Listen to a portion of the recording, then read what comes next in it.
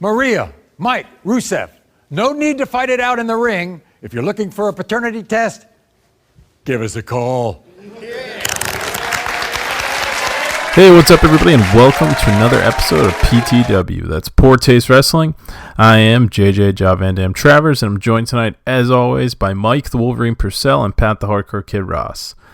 It is a big week coming up in wrestling. We have the premiere of AEW TV on TNT, and that's the first night that NXT is going to be 2 full hours on USA as well. Currently, it's split between the network and USA. So that's the first night of the Wednesday Night Wars. And we also have the premiere of SmackDown Live on Fox and the new season of Raw, which comes with a bunch of fancy new things. New logo, new graphics, new theme song. And every one of these shows has announced, big matches or events or guests, whatever. So next week is going to be crazy.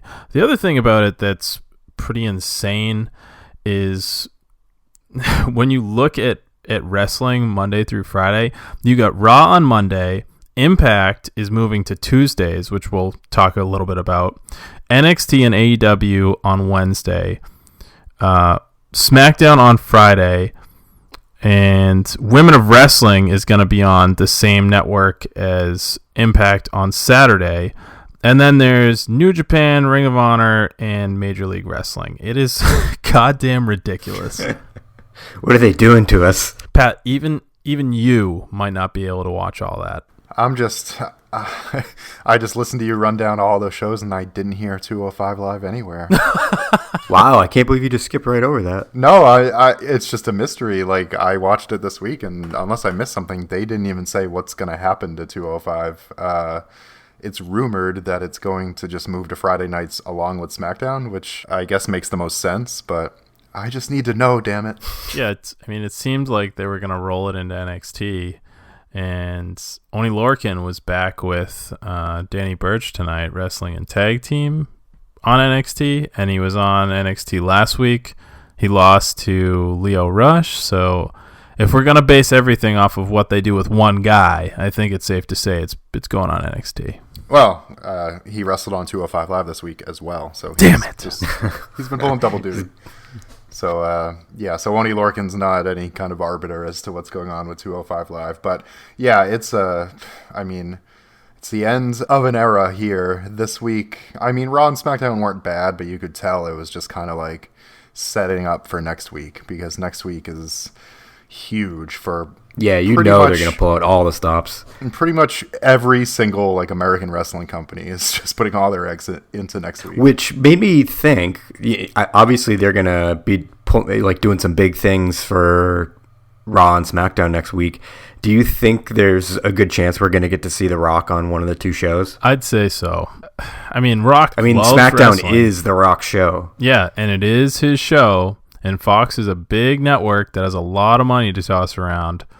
So between WWE and Fox, I feel like even they could have enough money to get The Rock to show up. Plus, The Rock loves WWE. Yeah, but he wasn't there for Raw 25. He wasn't there for the SmackDown anniversary thing.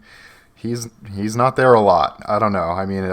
I guess it would depend on his schedule, which is notoriously one of the busiest schedules in mankind. That's very true. I don't know what he'd be filming right now, because he just wrapped up with that Jungle movie. What movie is that? What is the name of that? Jumanji 8. Jumanji. And then Hobbs and Shaw, he wrapped up with that as well. I'm sure he's already got 4 things going at the same time. Fast and Furious 23. He films 6 movies at the same time. He still has Black Adam coming out. He has Jungle Cruise. Black Adam, he's probably filming that right now, actually. And Jungle Cruise comes out in 2020. Madea Family Reunion 25. So he's been hosting the Titan Games. He's a busy man.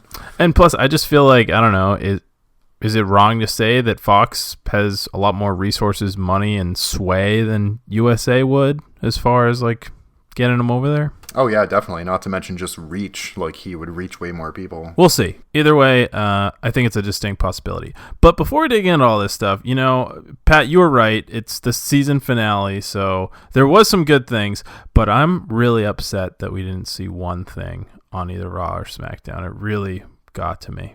There was not one word about the father of Maria's baby. Yeah, true. And after all of this hype that Maury Povich would come to settle the score, he wasn't even there. Exactly. Did you see this, Muff? No, I actually missed this. So after last week with Rusev showing up and Maria claiming in one episode that both Rusev and Ricochet were the father, WWE sent out a tweet last week that CC'd the Maury show, and it was this graphic with Mike Kanellis and Rusev behind Maria in black and white, with Kanellis crying and Maria in the foreground, and it says, "Who is the father of Maria's baby?" So Maury Povich replied 2 words, pregnancy test, and then he tweeted again Monday, the door is open, ... and it was a video of him being like, "Maria, Mike, call me. Let's figure this out." Well, don't worry. The story continued when Mike Kanellis got his ass kicked by Chad Gable in like 30 seconds. So it's cool that they're at least continuing to just emasculate Mike Kanellis on a weekly basis. I guess that's a continuum. This is what you get for thinking about leaving. Because in the end, isn't that what this is all for? Yeah, Paul Heyman's a really big Mike Kanellis guy. You can tell. Yeah, right. I will say, though, as far as like Paul Heyman being in charge, if what we've seen lately is, his touch and him in creative control, then I'm feeling pretty positive about the future here. I think Raw and SmackDown have been consistently good for the last 3 weeks or so. Yeah, sign me up. It's been silly. It's been off the wall, but it's been unpredictable, and it's been a lot of fun to watch for sure. You mean it's been watchable? Yeah. I do hope that Bischoff doesn't have any more former Sons of Anarchy writers falling asleep. Yeah, well, it seems like Raw has definitely turned a corner, and it's definitely felt different. I don't know that SmackDown has. SmackDown's been Not the same it's always been. Yeah, it's been consistently good for a number of years now, but it hasn't felt different since Eric Bischoff supposedly took over. And there were all these reports that while Heyman was really involved in creative, Bischoff was mostly brought on to act as kind of like a liaison between WWE and Fox. So maybe we'll start to see more of his fingerprints once they do move to Fox. But it remains to be seen. So before we dive into this, should we talk about our email? Yeah, mailbag. Let's do it. BT. I feel like we need a mail. Oh, yeah, there we go. I was going to say we need a mailbag theme, but I just stole it from Being the Elite. Pat, if you want to cover that up with something cooler, please feel free. Nope, I'm going to leave that in as is. All right, great. So Devin writes in, "Hey guys, love the show.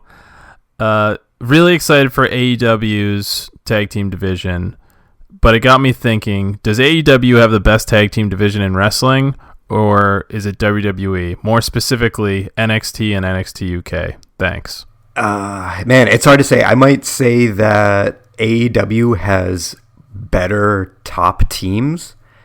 I would say the Young Bucks and the Lucha Bros are pretty hard to beat as far as a tag team, entertainment wise and skill wise. But the rosters are just so huge with WWE that, ultimately, if you're just looking at the ability to kind of mix things up and have different teams wrestle and have some really good quality matches, then WWE is going to be able to do that all day, every day. Whereas AEW, they're not going to be able to put together A-class teams on a regular basis like that without it being kind of repetitive. So AEW has the Young Bucks, Private Party, Lucha Brothers, Jurassic Express, Best Friends, SoCal Uncensored, The Dark Order, and whatever, what the heck is their name? They just left Impact. Help me out, Pat. LAX? Yes, but they're what is their PNP really? possibly? What's their really stupid new name? supposedly proud and powerful. That's right, proud and powerful. So I don't know, Muff. That's like pretty loaded right there. I mean, that's still less than 10 tag teams. They only have one brand. It's not like WWE where they need to fill true. 7 hours per week. But you got to figure on 1 2-hour show per week. I mean, how many tag matches are there really going to be? So let's talk about some of the teams we saw this week. We saw the Street Profits, and they're actually going to wrestle next week, but we'll cover that Are we doing later. NXT as its own thing, like separate from WWE? We can do NXT tag teams to start. So we have the Street Profits, and then we have the Champs. I'm sorry, before you go on, I don't think you mentioned with AEW, they also have Jack Evans and Angelico. Oh, shit. That's right. Wait, why aren't they in the tournament? They lost I think they lost one of like the buy-in matches. Oh, okay. All right. Okay, sorry. Anyway, yeah, go on. Those guys are really good, but going on. So they got the Street Profits, who are wrestling next week, the Champs, in a rematch, the Undisputed Era. I mean, so those two teams right there are both awesome. Absolutely, yeah. I'm kind of surprised Street Profits are still in. I was gonna say down in NXT, but I guess that's not really the case Over in anymore. NXT at this point. Yeah. I guess NXT is more of The lateral raise. Yeah. But yeah, Street Profits are just amazing. Just like so entertaining, both on the mic and in the ring, I think. And Undisputed Era just kind of speaks for himself. Who else do they have? They have the Fashion Police, which I'm 100% behind. Seems like they kind of have Imperium in a way. Yeah, I mean, I think it's fair to say NXT and NXT UK can be considered one thing. Because wouldn't we say Raw and SmackDown are kind of one thing? Well, I mean, not at this point, right? Because they're officially going to be separated. Yeah, for like another 2 weeks, I would say yes, but I would split them up once they do the draft again. But it does definitely seem like NXT and NXT UK are kind of cross-pollinating lately. I mean, now that you mention that, like the fact that the SmackDown and Raw are going to be officially split, and theoretically those tag teams, they're going to be on one brand. So it is probably going to boil it back down to say 10 tag teams per show, and I mean the quality of a lot of those tag teams is not going to be it's like figurative and literally B team tag teams. So if you're competing with that on Raw and SmackDown, I would say NXT and AEW, like those are probably where if you're looking at tag team wrestling, those are the two places that you're gonna find it. I feel like NXT is a little light right now. Let me think. Undisputed Era, Street Profits, Oni Lorcan and Danny Burch. Yeah, and like that's about it, right? Forgotten Sons. Oh yeah, Forgotten Sons, but who cares? But I mean, And wait, we literally just forgot about them. Yeah, and then there's the two dudes that wrestled. Hold on, I have it here. They wrestled on NXT tonight against Oni Lorcan and Danny Burch. Oh, Ever Rising. Yeah, so whatever that Right. is, it wasn't Not really bad. factor them in.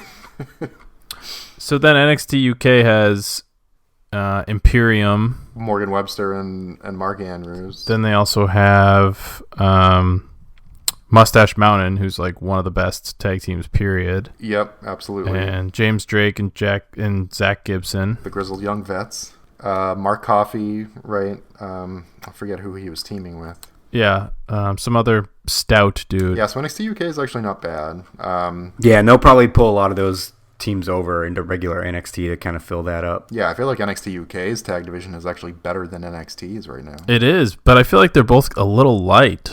Yeah, absolutely. Yeah, so maybe AEW is the place to be. See, that's what I'm saying. Like, if we're not going to continue you might be those, if we're not going to consider, those combined, and we're not going to consider Raw and SmackDown combined, then I think AEW is taking this one. Yeah, I mean, I think if you are looking for tag team wrestling to be treated as an important part of the show, the Young Bucks are VPs of this company, and they're one of the greatest tag teams on the planet, if not the greatest.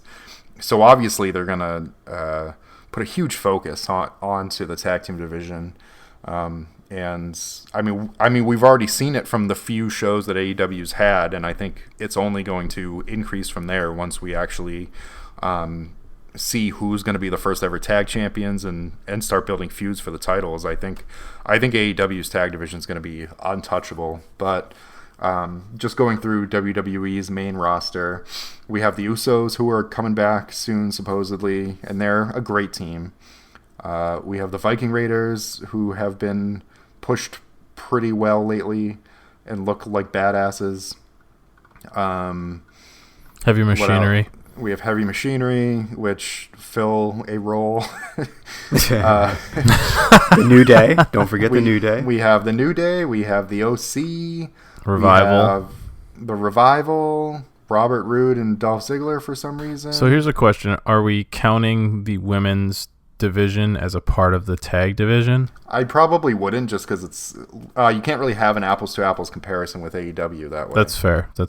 And what are they even doing with the women's tag team anyways? Yeah, just for posterity, the women's tag team. Not division much. is hot garbage. Yeah. The Ascension. Yeah, they're still kicking around. AOP, they're kind of making a return. Slater Gator reunited this week on main events. Titus O'Neil and Heath Slater. So they might I be did up not know the that ranks. was even a thing. I've never heard of that before. You apparently don't watch the C shows like I do. Lucha Dragons, aren't they technically still a thing? Yeah, they're 205. That's though. I that's don't know the if thing. that This is counts. like there's going to be like a million teams that we can pull out of our butts. Like I mean, that's the thing, though. If you go back and you look at NXT, I feel like if we're looking at the body of work, like NXT has had so many insanely good tag team championship matches and just matches in general. Like DIY had a crazy run. Undisputed Era is in the middle of one.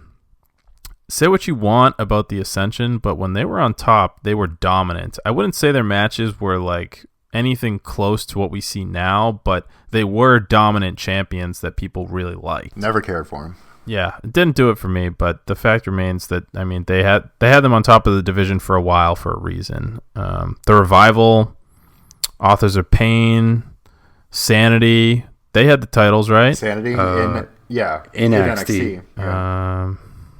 American Alpha. Mm-hmm. That's the thing with NXT is like just people are going to kind of come out of the woodwork to kind of fill in the tag team just whenever they feel like bringing those guys in. Yeah, I don't know. So I guess coming back to the question, if we're looking at the overall body of work, I'm going to have to give it to NXT. But if we're looking at like, it's hard to say AEW Potential. right now because like they haven't started really. But if you're just looking at the two divisions, I guess there's 4 divisions. 4, yeah. Then I'm gonna have to say tentatively, I guess AEW. It's tough. I'd agree. Yeah, they have the most potential, and they haven't even announced their entire roster yet, right? So they could even continue to pull out tag teams that we don't even know of. I mean, there's still theoretically Jericho. He hasn't announced his partners, and we have our theory that it's going to be Proud and Loud or Proud and Powerful, but I mean, not necessarily. Yeah, I think on paper it's hard to beat AEW tag division, but it definitely remains to be seen. Thanks for the question, Devin. That was a good one. I feel like we haven't really dug into tag teams like that in a while. We put as much thought into the tag division as WWE does. All right. Man, so much to talk about here. Where should we start, guys? Do you want to talk about next week, or do you want to run through this week? Let's run through this week before we get to... Let's go on order here. All right. Yeah, so let's just start with Raw. All right. So I'm just going to go straight to the end of the show. Once again, I feel like they're using The Fiend perfectly. I do worry long term, but seeing him take down Braun Strowman and just once again terrify Seth Rollins was pretty damn sweet. I really liked Seth's strange grunting and screaming. His body, he couldn't control it. He was so terrified. His body was reacting on its own. Yeah, but I agree. I thought this was great. It still managed to make Braun look kind of impressive because he got up after the first mandible claw, but he took a second one. Who'd have ever thought the mandible claw would be the most devastating move in WWE? I love it. I love that they're bringing back these Attitude Era finishers. We have the Stunner back. We have the Mandible Claw back. Somebody's got to bust out the Rock Bottom soon, right? I mean, it's no Judas Effect, but it's pretty good. Well, Corbin does a reverse but Rock Bottom. No, that thing is dumb as hell. I'm sorry. He End of gives Days himself a Rock sucks. Bottom. Corbin Rock Bottoms himself. That's true. I love the move, but I like hate it at the same time. Like, it's very impressive when he does it, and it shows that he's got a lot of power. And there's just like the movement itself is really cool, but then when you just look at how like what it's supposed to do, it's really dumb. It does look very cool, but if you think about it for 1 second, it's like that doesn't make any sense. But like you could say that about so much about wrestling that I don't really have a big problem with it. I guess that's fair. He had another great match with Chad Gable. Like I think I alluded to it a couple weeks ago, but I will just say it right here. Baron Corbin is a good wrestler. Oh boy. No, don't go that far, man. He's a good entertainer. No, I would actually go the other way around. I think between the ropes. Maybe that's the opposite. Yeah, I think between the ropes he's good. But well, it's hard to say because I think he's a pretty good promo too. It's just He's one of the better promos at this point. I mean, the crowd fucking hates him, and it's not because he sucks. It's because he's doing a damn good job of saying shit that pisses everybody off. yeah, I think he genuinely has. He is playing that character really well. And people just really want to see him get his teeth knocked down his throat. I This think is he's very true, actually a too. perfect heel. Yep, he turned the corner. It's weird. I feel like none of our friends have ever said a positive thing about him or liked him, so it's strange, you know? Yeah, definitely not Dana. Definitely no one we know has ever been into Corbin. Because that would just be crazy talk. But no, I feel like this King of the Ring tournament really solidified it for me. Like, I mean, the Miz match, whatever. No, I mean, we all knew what that was. It was a throwaway match. Who cares? But every other match he had was one of the better matches on the in the tournament. I don't know where that came from. I don't know if I've just been like wearing, rose tinted glasses in regards to hating him and haven't been giving him a fair shake, but he just, I don't know, kind of blew me away with his performance during King of the Ring. And his stuff with Gable is so good. It's like it's doing exactly what it's supposed to. It's getting your hopes up for Chad Gable and then crushing them. Also, Chad Gable is in like absurd shape. Oh yeah, he is shredded. I was looking at his traps on Raw, and I was like, his traps are legitimately bigger than my biceps by like a lot. He's in incredible shape. He's always been in incredible shape. I don't know. I feel like since he's come back with the short hair, he like really stepped into a new level of ridiculous fitness. Yeah, I agree. I think he looks better now than he did like a year ago. Well, you know what it is? It's because he always wore the singlet, and it covered up like his abs and his chest, so you couldn't really get the full definition. And now that he kind of just wears the shorts, you can really see just how shredded he is. I do have one complaint with Baron Corbin though. So he wears the king stuff. I mean, whatever, we expected that. And I actually don't hate. Like, I thought the crown was kind of Dude, his spin on the gear is cool. The black, yeah, like the black crown, the black scepter, and the cloak like over one shoulder. Yeah, I actually like the look, but the theme song, man. See, it makes me laugh. I think it's so stupid that it's awesome. The way they just like go back and forth between his theme song and like generic king music. I'm all about it. I think it is so stupid that it's awesome. Like, I was all in when it started with like the royal trumpets, whatever, and then it went into his theme song. If they just left it at that would have been great. But then it just like, it's like the Kabuki Warriors theme song, how it just goes back and forth, and it just like doesn't fit. It does it like seemingly at random. No, like, you're approaching it wrong. You're approaching it wrong. Does it grate on you, Pat? It does, so I guess that's the point, right? Exactly. You gotta close your eyes and imagine as he's walking down the entrance ramp that there's trumpeteers on either side playing him in. Just stopping and then starting up again. Yes, randomly His Royal Highness. As his theme song cuts out for 10 seconds. Yeah. That makes a lot of sense. Yeah, all right, I'm glad I could help. God, I both hate and apparently love Baron Corbin. Yeah, it's good to be a wrestling fan. poor EC3, man. I was like, yeah, EC3's on Raw. Oh, no, he didn't get a proper entrance. This isn't good. Do you think WWE, or specifically Vince McMahon, brought him in just to take Impact's like biggest star and just ruin him? Like, was that all just a plan to absolutely demolish EC3? Maybe not necessarily to demolish him, but definitely to keep him from Impact, like just to sign him up and then. But think about it, so no one else can use him. They even let him keep his name. Like, why would they let him keep his name unless they just wanted to tarnish it? I mean, I don't know. Why would they give him such a good run in NXT if they just wanted to throw him under the bus? There'd be no reason for that. Let's talk about that for a second. What great run did he have down in NXT? Yeah, he didn't have a great run. You say that a lot, but like he really didn't. Like he had that really funny vignette with the Velveteen one time. Dream, but like what else did he do? Has he had any vignettes on the main roster? But that's not the rest point. my case. In the pantheon of like NXT runs, I wouldn't rate him like top 20. Pat, he had a great vignette with the Velveteen Dream. He did have a really funny moment by the pool. That's true. Okay. I rest my case. A fantastic run. All-time great. Thank you. So he won and lost the 24/7 title at a house show this weekend. Whatever, it happens every day.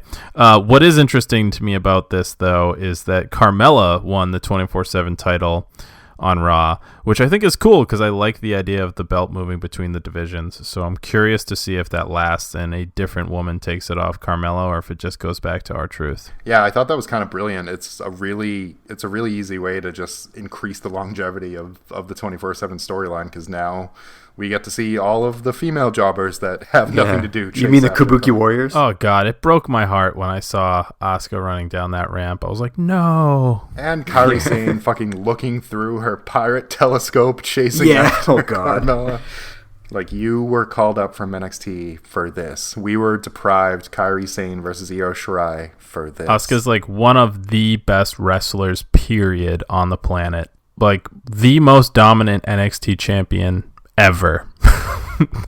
Women's or men's division, period, ever. And this is your reward. Well, at least they actually had a match on SmackDown this week, and they won. Yeah, I was nervous. I was like, are they really going to lose to Fire and Desire? Yeah, I actually thought for sure they were going to lose because Fire and Desire have actually been pushed and at least on TV weekly, and you can't say the same thing about the Kabuki Warriors. I get it. I guess I get it from like a character standpoint with Mandy Rose, but I want to like Sonya Deville, but I just feel like she's just there. Like she doesn't do anything for me. Like Natalya can be successful in the way that I fucking hate her, so at least like you get a reaction from me.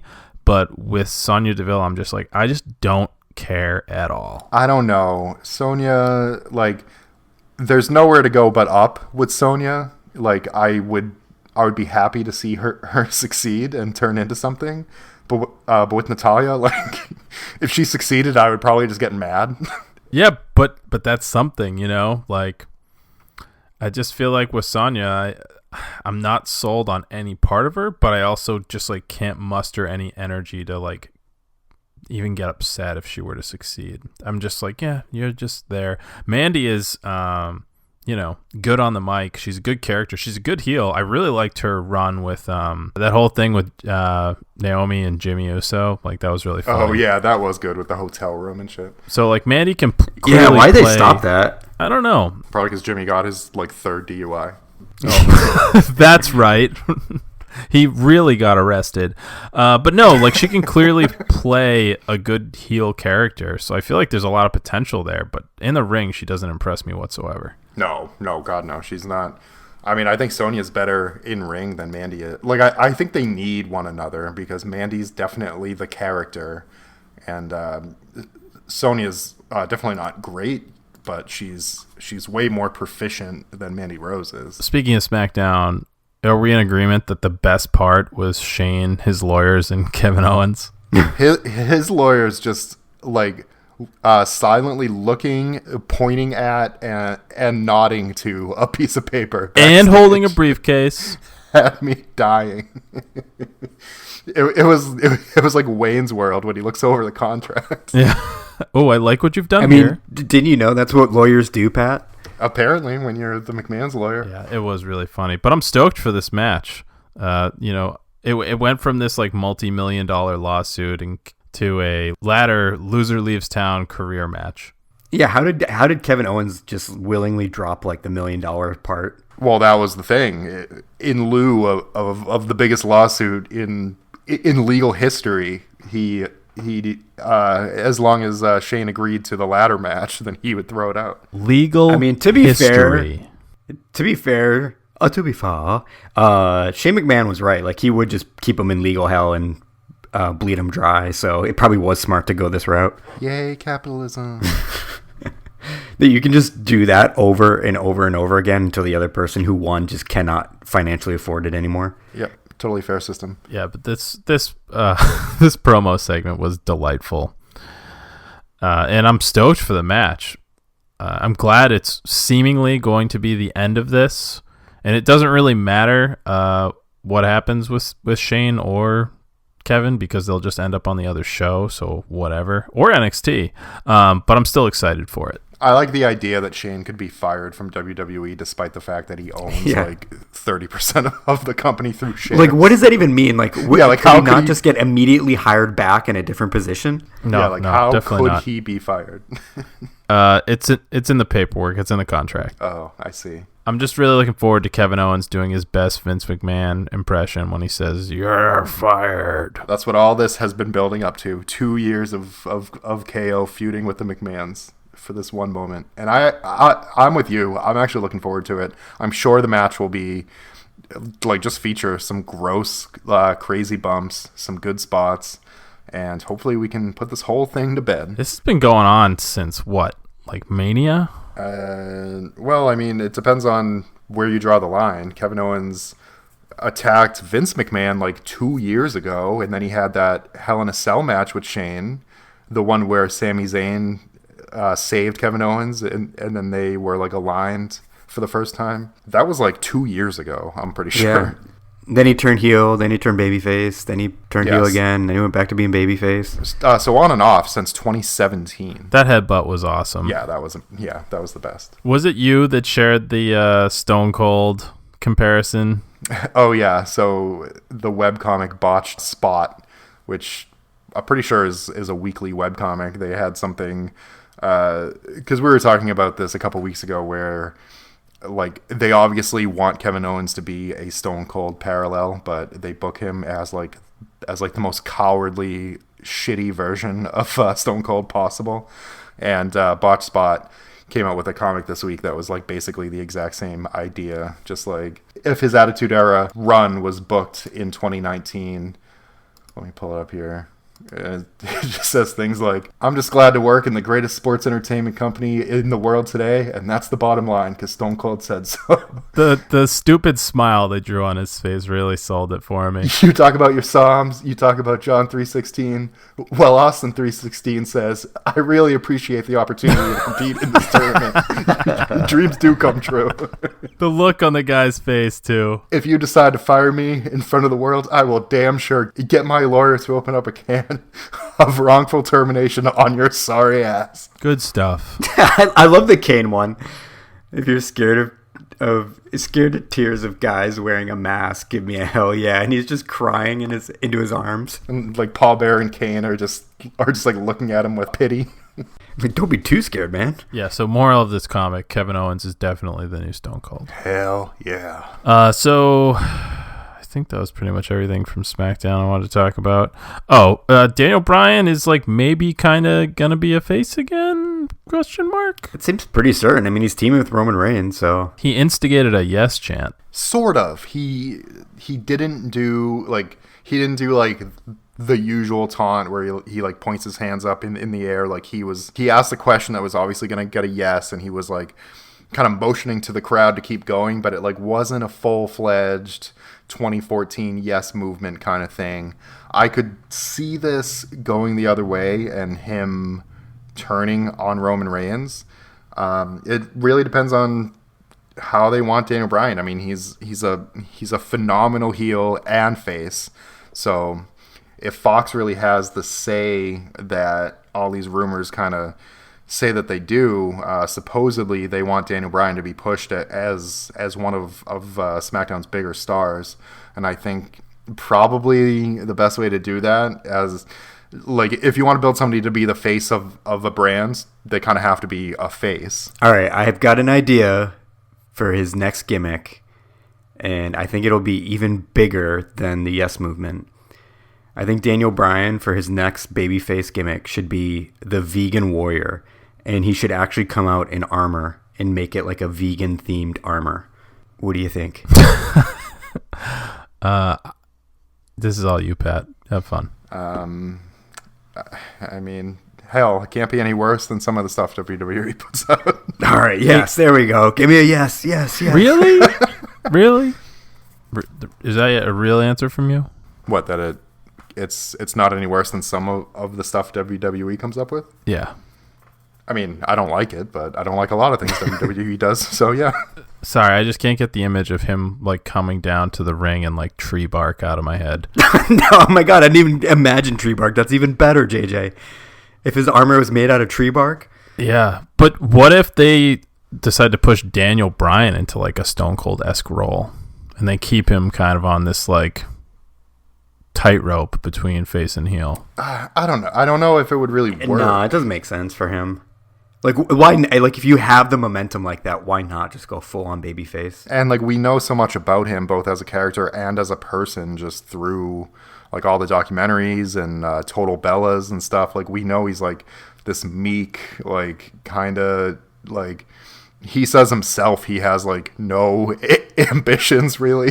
Like, he just doesn't seem like a Stone Cold kind of character. He doesn't to me either, but I guess like take Stone Cold out of it, could he still be in between face and heel? Is this kind of like, I don't need your help, but sometimes I'll do the right thing? Yeah, and I think, and that's definitely the vibe that we got on SmackDown this week, because that's what I'm saying.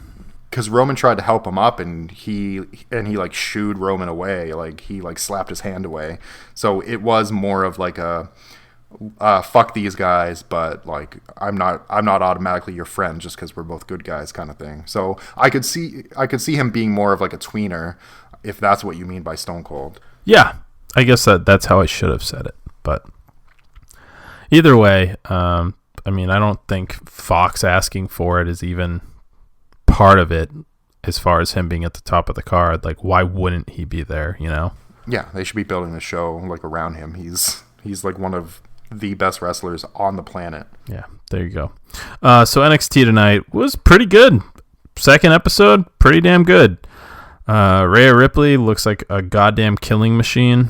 Yeah, she does. I love Rhea Ripley. Yeah, she just like, I'm both scared of her and very attracted to her at the same time. I gotta say, if they can keep this momentum up with NXT, AEW's really got to they gotta shine for the first couple. I mean, just they gotta shine like just out of the gate, because I think NXT is they're really firing on all cylinders, and the second hour definitely wasn't as good as the first hour, but that might just be because they're, you know, it's on USA. They're just trying to, you know, throw everything that they can into that first hour, because that's what most of the people are going to see, and they can kind of like filter stuff into the back second hour. But once they go like 2 hours live onto USA, like, and that's going to be spread out through the entire show. Like, I mean, that's like a really great show right there. So AEW, you know, they gotta find a way that they can keep that momentum like just constantly going. Yeah, it's a big task for them, but I love what it's already doing to wrestling. Like, look at how good it's great. NXT is. Like, look at all the companies that are making moves. At the start of the show, I talked about all the wrestling that's happening this week. None, like, we wouldn't have Impact on Tuesday nights and AEW on Wednesday nights if this Wednesday Night War thing wasn't happening. Like, it's amazing already the positive changes we're seeing. And as far as tonight goes, I agree with you. Like, once again, I think they front loaded the show, but overall it was still a good card. Like, the Fashion Police are just fucking hilarious, and the match was good. Yeah, I definitely wasn't expecting them to be Kushida's partner, but and that's one thing. Like, I mean, even if like nothing else, I'm so glad that NXT's live, because I just could never help myself and I would just read the taping spoilers. So it's really fun to go into NXT completely fresh and just having no idea what's going to happen. And yeah, I do agree with both of you that it was definitely front loaded, but thankfully this is the last week where it's going to be weirdly split up between the two networks, and next week it's 2 hours on USA live the entire time from next week on. And yeah, I think AEW has a tall task ahead, but to their credit, their card is pretty goddamn stacked too. I mean, next week is just like wrestling Christmas. There's so much going on. That's a good way to put it. There's 4 straight shows that are just stacked top to bottom. Well, except Raw. Raw's actually not that great, but SmackDown and NXT and... What, you're not looking forward to seeing Hulk Hogan and Ric Flair on Miz TV? I can't say that I am. Or Brock Lesnar return for some reason, even though he's going to be on SmackDown? Yeah, amazingly, those don't really do it for me. I guess Seth versus Ray will be cool. We'll almost definitely get some kind of Fiend interference there. I think Dominic's going to pull it out for Ray. Do you think Dominic's going to take a bullet for Ray and the Fiend's going to hit him instead of Ray? You're close, but actually what's going to happen is the Fiend's going to take off his mask to reveal that he's actually been Dominic this whole time. That would be amazing. I was like half expecting Dominic to come down when Ray won the Fatal 5-Way on Monday and just like attack Rey Mysterio. I swear to God, I thought that they were leading us to something like that the way that Ray was talking about him. I was getting so excited. It was another very unique moment to wrestling where I was so excited and so dreading something at the same time. Do you think this ends with Dominic telling Ray that he wished Eddie won custody of him to begin with? Or just pulling like a Randy Orton and telling him that Eddie Guerrero is in hell? Or Maria Kanellis comes out and says that Dominic's the father? Oh my God, that'd be amazing. No, there's an idea. Or Ray's the father, and that Dominic's gonna have a little brother. I don't know why we're not writing for WWE. I'm just gonna throw it out. Yeah, there. this is all They're gold. lost, Vince, right? Feel free to use it. I like to think of Vince McMahon listening to PTW for ideas. It could happen. If we see any of this on Monday, we know where he got it. You know, he's just sitting there like, God damn, that's good shit. Yeah. So let's compare NXT and AEW for next week for the start of the Wednesday Night Wars. So NXT is just like throwing it all out there. They haven't announced their full card yet. They've only announced 3 matches, but all 3 of these matches are title matches, and all 3 of them are gonna be awesome. So Matt Riddle beat Killian Dane tonight to become the ¡1 contender for the title. So he's gonna be wrestling Adam Cole, which will be fucking great. The Street Profits are returning, and this is super transparent. It's only because of AEW, but who cares? Their last 2 matches with Undisputed Era were amazing, so I can't wait to see that.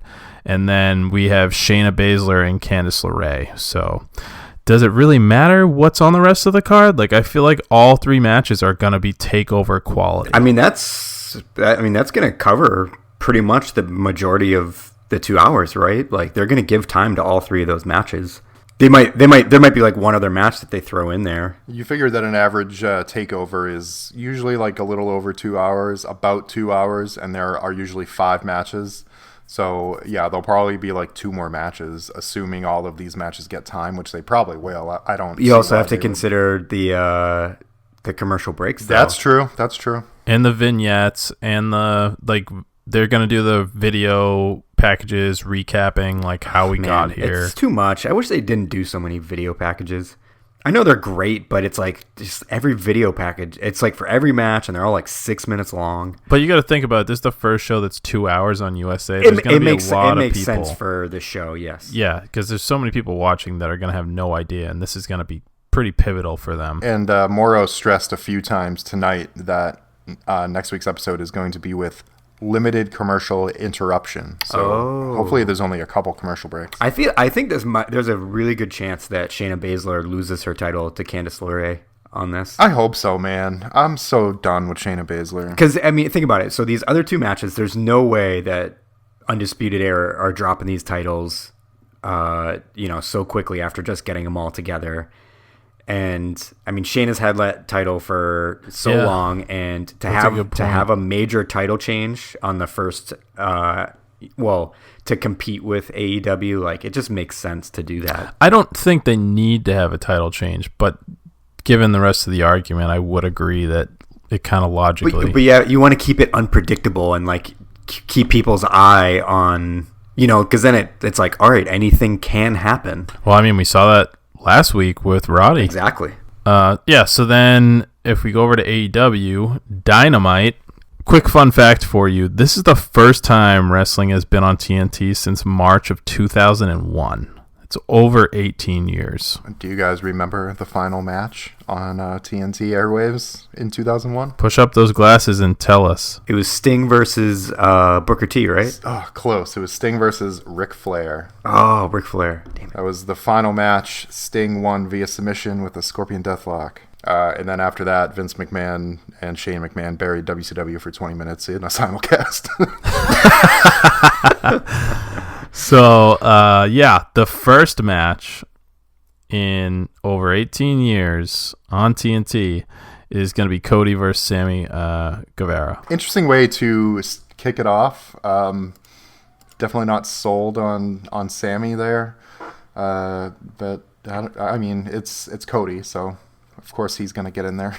Yeah, and I mean, they're trying to, in the, All Elite and Being the Elite YouTube channels, they're trying to sell it like Cody's taking it seriously and he's not taking it for granted and he could lose, but at the same time they're already promoting him versus Jericho for the title, which he technically doesn't get into unless he beats Sammy. It's silly. It's WWE stuff. It's stuff I wish that AEW would get away from. It's stuff that they claim they're going to get away from because WWE's doing the same thing. Seth has a Universal title match next week on Raw, but he's being advertised for the Hell in a Cell pay-per-view against Bray Wyatt for the title. It's the exact same thing, but AEW presents themselves as this more like legitimate sport kind of thing. I mean, we talked about this last week, but yeah, where wins and losses matter. So if theoretically, Cody loses this match, why would he be in the title picture? If AEW really wanted to kick off this war with a bang, I would start the show with Jon Moxley with a live mic. I mean, he is supposed to be there. He's going to appear. He's probably going to cut a promo, but I say they kick the show off with that because that's going to make people say, all right, I'm going to watch this and then I'll see what NXT is doing because I can't miss this. I mean, it could happen. Cody and Sammy are the opening match, but that doesn't mean they're the opening segment. Yeah, I think Moxley with a live mic talking about missing the Omega match, maybe some WWE jabs in there, setting up his next feud. I think that is far and away the best way to get people hooked. I don't think you're going to get people hooked.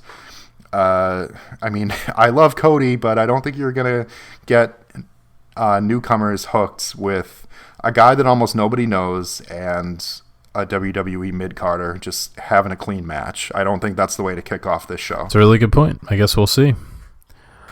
So there is a title match. There's one title match at this show, and that is Nyla Rose versus Riho.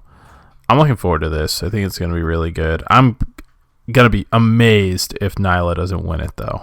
I'm kind of 50-50 on it. I could see it going either way. Yeah, I could actually see Riho winning. I'm pretty 50-50 too. I mean, obviously, like, if this was a shoot sport, of course Nyla would win, but yeah, of course it's not. And I mean, there's a lot of like legitimate pushback that Nyla Rose is kind of green still. And I mean, Riho is very, very talented. She's been wrestling since she was like 9 or something ridiculous like that. Yeah, she's like a Paige kind of situation. She's only like 22, so. Yeah. I mean, you say that, but like that means that she's been wrestling for half of her life. Did you see the latest Road to AEW on TNT? No, I didn't. It did a really cool part of it was about Riho, and I never knew this, but Kenny helped train her in Japan, and they had matches like as a mixed tag together, and he's the one who called her and asked her to join AEW. Oh, wow, that's cool. Yeah, so they did a really good job building to that, building to Cody and Sammy, and they also, showed like Brandon Cutler being friends with. I didn't know that he was friends with the Young Bucks since they were like 13 years old and wrestled in their backyard federation together, which was really cool. So they're doing a nice job with the social media stuff building to this, and we're gonna see MJF, who is gonna be like, that guy has superstar written all over him. So he's going to wrestle Brandon Cutler. It should be a good match simply because I expect MJF to just like totally get the crowd engaged and just be a huge prick, and I can't wait for it. I'm rooting against him because he doesn't play D&D. Yeah, because he disparaged D&D players. I like how many people stood up for D&D, though. I know. I like that turned into like a whole thing. The main event for this show is going to be great, too. We got Kenny Omega and the Bucks versus Chris Jericho and mystery partners, a.k.a. LAX, Proud, and whatever. I hope it's not them. That seems so telegraphed now that they debuted at All Out. Exactly, yeah. But who else could it be? Like, why even make it a mystery at this point? If they were announced, why not just like do it? Like, why not just reveal it when they were like revealed to be a part of the roster? Could it be Angelico? Ugh, that would be worse. Could it be Epico? I hope it's Primo? them. Yeah, could it be Los Matadores maybe? Oh, geez. What are they now? Aren't they something else? Yeah, they're just Epico and they're just Primo Epico. And now. Primo. They're the Shining Stars. That's right. Oh, that's right. I guess I was actually reading the other day, weirdly enough, about those guys, and they like are still under contract with WWE, but they have some kind of like special deal where they're wrestling in Puerto Rico right now for like the Cologne's family promotion. They have like this very kind of like unique deal with WWE where they can do that while still collecting a paycheck from WWE for some reason. They're just double dipping. Yeah, it's pretty great. And I guess Carlito's down there too. Today I learned Carlito still wrestles. Yeah, pretty weird stuff. They did announce very recently that Adam Page versus Pac will happen at this show. Yeah, that should be cool. I'm looking forward to that a lot. Mainly because I love Pac. It's a stacked card in its own right. It's both companies are just really coming out guns blazing, and the real winner is us, the fans. Mm-hmm. So true. Which one are you guys going to try to focus on? Are you going to like stick to AEW and then switch over to NXT during commercial breaks? Or I think so. I'm definitely going to tune in to AEW because it's the first one. It's the first one. It's hard I'm not going to miss the first one. I don't know Yeah. that I'm gonna switch during commercials because the NXT matches are so good that I don't want to. You might not go back. Yeah. Well, no, I just don't want to like just catch a little bit of them. Like if I'm gonna watch any of those matches, I want to watch them like start to finish. Yeah, I think what I will realistically do is watch AEW and then just DVR NXT and then watch it like the next morning or after we record. Just stay up till 1 o'clock in the morning watching wrestling. I was gonna say, man. Yeah, I'm gonna watch NXT the next day at work and just avoid the internet and spoilers until then, so I can see what happened. Do you guys think we see Orange Cassidy on the debut episode? Best friends don't have anything, right? Nope, not that I'm aware of. I don't know. Maybe it would be smart because he's kind of like a meme and an internet sensation right now. But just like with what's on paper right now, I don't know where he would fit in. I don't know. I know that they're doing dark matches before and after the show. Matt Jackson confirmed that on Twitter a few days ago. But I feel like Orange Cassidy is the perfect person to either wake the crowd up or keep them engaged, depending on how your card is structured. Because he's so funny. He's a huge internet meme, and people love to see him do his shtick. So I feel like he's like a resource that you can use to, manipulate the crowd based on what's going on with your card. Yeah, totally. I really hope he's in Boston. Yeah. Do we know? Yeah. What do we know for matches for Boston? Off the top of my head, all I can think of is Bucks and Private Party. Yeah, it's just that tag team. Well, there's that, and then there's Moxley and Spears, assuming Moxley can wrestle. Right. Yeah, I think that's it so far. Yeah, that's the only two that I see via a quick Google search here. But yeah, I mean, next week's going to be amazing. I'm sure AEW is going to put on a fantastic show. Those three, like, I don't really care what they do with the rest of NXT. As long as I get to see those three matches, I'm going to be stoked. SmackDown, we didn't talk about SmackDown. They have three matches that are all going to be, I think, awesome. There's the career match, the ladder match with Shane and Kevin Owens. The 4 horsewomen are battling in a tag match. Becky Lynch and Charlotte versus Sasha and Bayley. Like, that should be sick. Wait, that ladder match is on the SmackDown? Yeah, it's on Fox SmackDown premiere? Live. Oh, I thought that was at Hell in a Cell. No, that's a week from Friday. Holy shit. Yeah, and then Kofi and Brock for the WWE Championship. And, like, are they going to have shenanigans? Are they going to swerve us on that? Or is Kofi really going to drop it to Brock on the first episode? I think Kofi's going to drop it to Brock on the first episode. I do too. All right. But, I mean, either way, those three matches are going to be great. Yeah, man, SmackDown is going to be awesome. Yeah, so big week next week. Raw is going to have Seth and Ray, Hogan and Flair are going to be on Miz TV, Sasha and Alexa Bliss, which is interesting because they have that real life heat supposedly.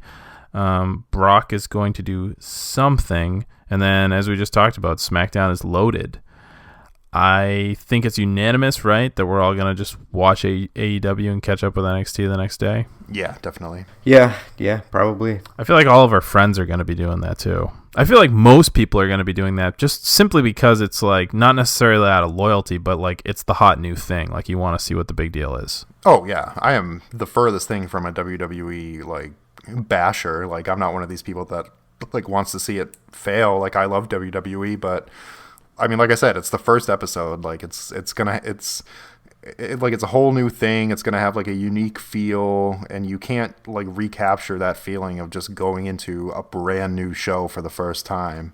So I don't think there's any question in my mind which one I'm gonna tune into. All right. Well, yeah, that does it, and we'll be back next week to talk about the first ever Wednesday Night Wars, the first ever AEW on live television show, and I mean, all that other awesome stuff we talked about. So I'm already excited for next week's show because I feel like we're going to have so many cool things to go over. So make sure you tune in. That's right.